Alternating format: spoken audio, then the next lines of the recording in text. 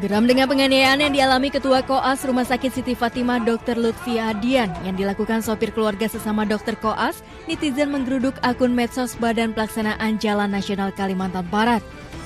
Pasalnya Kepala BPJN Kalbar Dedi Mandrasyah merupakan ayah Dr. Lady Aurelia yang sopirnya menganiaya Dr. Lutfi. Sementara ibunya Sri Melina merupakan seorang pengusaha yang memiliki butik di Palembang. Hingga minggu malam, hampir 3.000 komentar netizen membanjiri postingan BPJN Kalbar.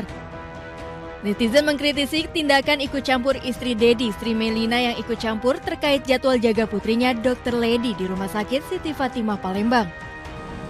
Menurut kuasa hukum keluarga Lady, Fadila bukan hanya seorang supir tapi juga memiliki hubungan keluarga dengan majikannya. Keterlibatan Sri Melina menemui Dr. Lutfi untuk membicarakan jadwal jaga putrinya saat Natal dan malam tahun baru karena merasa anaknya tidak bisa mengkomunikasikannya dengan baik. Itu adalah sopir dan juga memang ada hubungan keluarga. Ibu Lina ini sebenarnya bertujuan untuk berkomunikasi. Mungkin dia menganggap anaknya tidak bisa berkomunikasi dengan rekan sesama mahasiswa, sesama peserta koas gitu. Itu aja sih. Kami merasa sangat kecewa juga dengan peristiwa ini dan merasa bahwa keadilan harus ditegakkan. Kami sudah melaporkan kejadian ini kepada kepolisian dan sudah ditindaklanjuti oleh pihak kepolisian.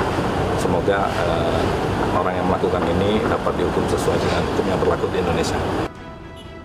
Pasca perawatan di rumah sakit, Dr. Lutfi dibawa pulang ayahnya ke Jakarta untuk pemulihan di rumah. Dari Palembang, Sumatera Selatan, Firdaus melaporkan.